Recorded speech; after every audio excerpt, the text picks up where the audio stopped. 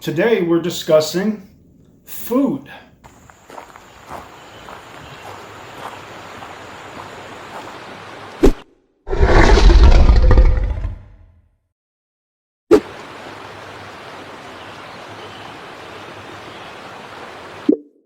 Hello everyone and welcome to the channel. Today we're discussing food. We're going to talk about 3 different meal options you can choose from while you're out on trail. Stove cooking, cold soaking, and no cook. The first and most popular option is stove cooking. So what are the benefits to stove cooking? The first and most important, I would say, is you can enjoy a hot meal at the end of a long day of hiking. Another benefit to stove cooking is you can enjoy warm beverages, such as hot cocoa or coffee. And lastly, you can prepare yourself a hot breakfast before your hike.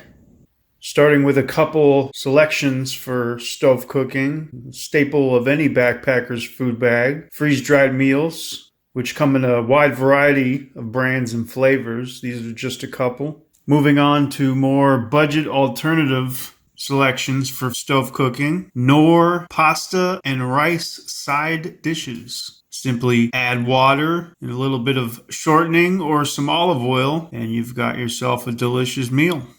And then, of course, another budget alternative being top ramen. Another meal option while you're on trail is cold soaking. And I know this doesn't sound that appealing, but it's definitely one to think about if you're trying to consider your pack weight. What is cold soaking? Well, cold soaking is a term generally used to describe a no-cook method of food preparation while backpacking, which involves adding cold water to dehydrated foods in a leak-proof container and leaving them to sit for a period of time to allow slow rehydration with no heat. In this video, I will be utilizing this Talenti gelato jar, which has a nice screw-top lid. So what are some benefits to cold soaking?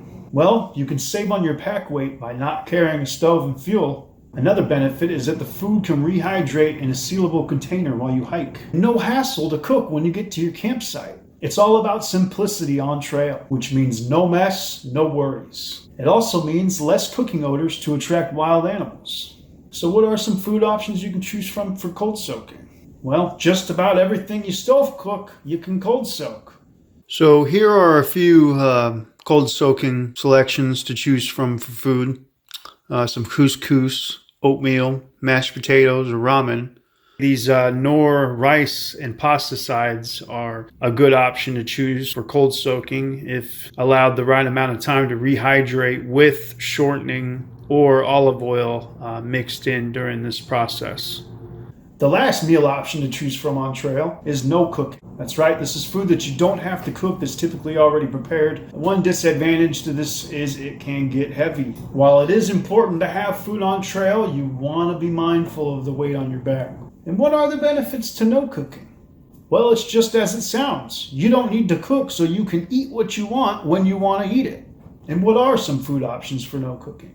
As far as no cooking selections go, we have a wide variety of snack type foods here. They're very high in calorie intake, very tasty and filling, and will last you quite a while on trail. And then of course you have your, your Cliff Bars, which are, this one specifically is 260 calories. The Kind bars, this one's 170 calories, and Snickers, which is a whopping 250 calories per bar.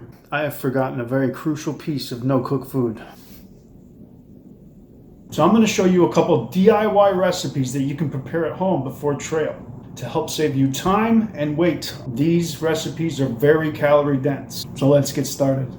Okay, so starting with our cold soaking recipes, typically I use this Talenti jar to cold soak my foods because it's got a nice sealable lid. I can put the ingredients to cold soak with the water, shake it up, stick it in my pack, and let it cook throughout the day. Another thing I do while I'm on trail to kind of help ease with cleanup is I prepare all my meals in freeze-dried bags. And when I'm ready to cook it, I'll drop it into the container here, add some water.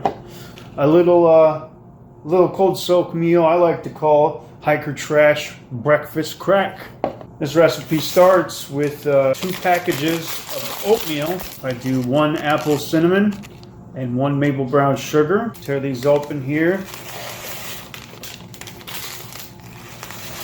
Okay, now the next ingredient we will do 2 tablespoons of the PB2. Put 2 heaping tablespoons there.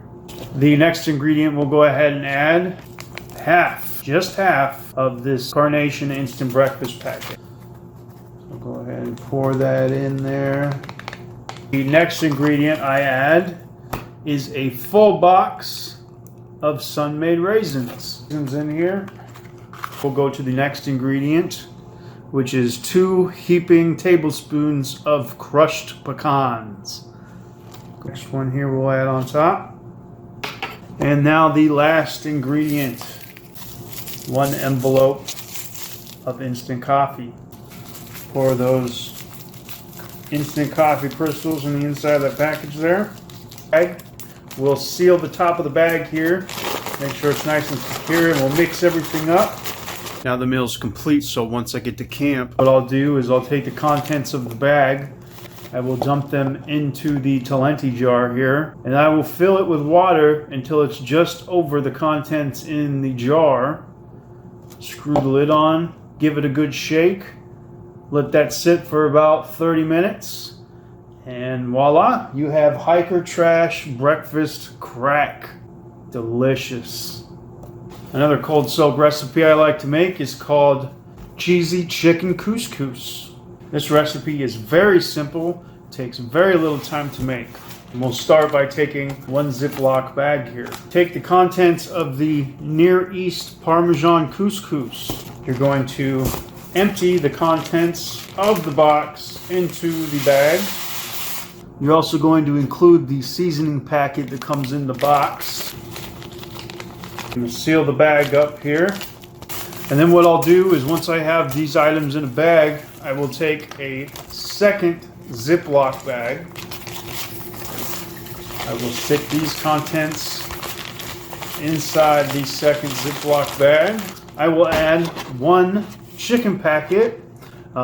I guess honestly you can use any flavor you prefer. For this one I did lemon pepper chicken, but they also make just regular chicken. That'd be a good option. I don't suggest doing any kind of taco spiced chicken. I don't think that would blend very well with this. The next thing I will add into this package is a little packet of Parmesan cheese. I picked up this packet of Parmesan cheese from a pizza shop. Take one of these packets and I just drop it inside the bag, seal it up. Now that we're done, once you get to camp, what I'll do is I will open this package. I will remove all the contents from the package. I will take my Talenti jar here. I will empty the couscous entirely into the jar. I will open the chicken packet and dump that into the jar. I will add water until it's pretty well over the contents in the jar, and I will also squeeze in about 1 tablespoon of olive oil. Mix that up, seal up the container, shake it up, mix it up, let that cold soak, at which point I'll open it, I'll give it a light stir, and I will add the Parmesan cheese on top of that. And let me tell you, it is delicious. I highly suggest this cold soak recipe. This meal is called the One Pot Thanksgiving Dinner. This last recipe, and is a stove cook recipe, is a little bit more intuitive as it requires a little bit more ingredients. Obviously, it includes a full box of stovetop, a package of mashed potatoes. You can split this recipe into 2 meals very easily. So again, the recipe I'm about to give you, it can be split into 2 Ziploc bags for 2 meals. You want to take your Ziploc bag. You want to open the contents of your stovetop dressing box. We'll get the bag out here. You're going to dump half the stuffing into the Ziploc bag. Not the whole thing, just half. Then you take the other half here and you dump the other half into a second Ziploc bag. Now what we'll do is we'll take the mashed potatoes here, right? We'll open this up and we'll dump half of this into the Ziploc bag. You take the other half of this mashed potato and add it to your second Ziploc bag with the rest of the stuffing. Okay, the next step you're going to do is you're going to take a packet of turkey gravy, but you're only going to empty half the bag into the Ziploc bag. Not the whole thing, just half. And you'll save the other half there for your second Ziploc bag. Okay, next what you're going to want to do, I like to use real bacon bits, but you're going to want to add bacon bits. Obviously, it's possible to put too much in, so we're not going to put too much in. For a desired amount of bacon. So I did about 2 heaping tablespoons of bacon. The next step you don't have to do, but I will do it because I have it. I like to add 2 tablespoons of freeze-dried green beans. 2 tablespoons of green beans. Okay, we go ahead, we'll seal this up. And when I'm ready to cook this, I will empty the contents into a stove kit. So whatever stove kit you have, just make sure it's big enough to withstand the contents of the package, including water.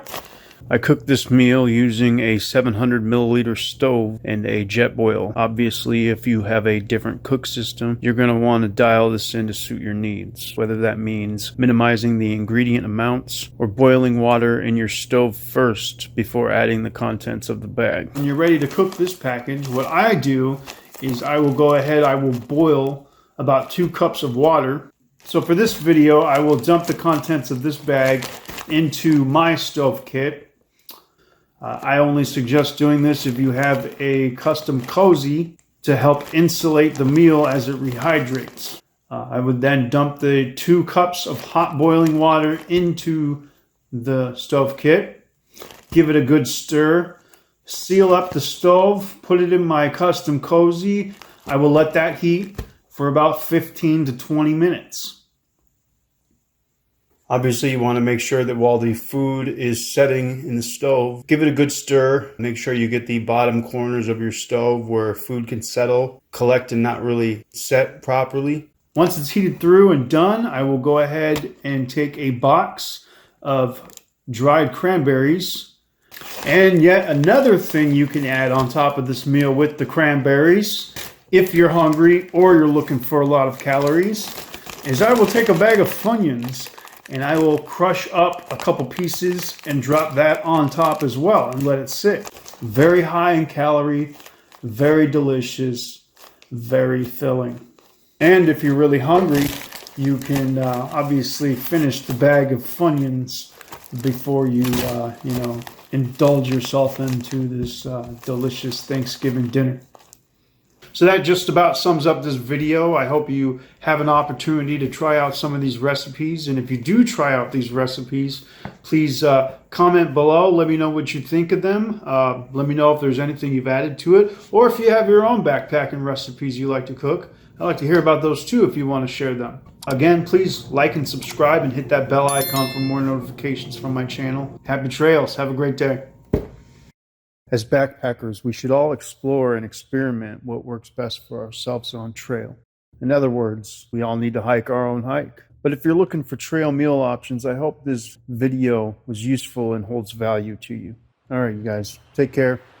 Thank you for watching.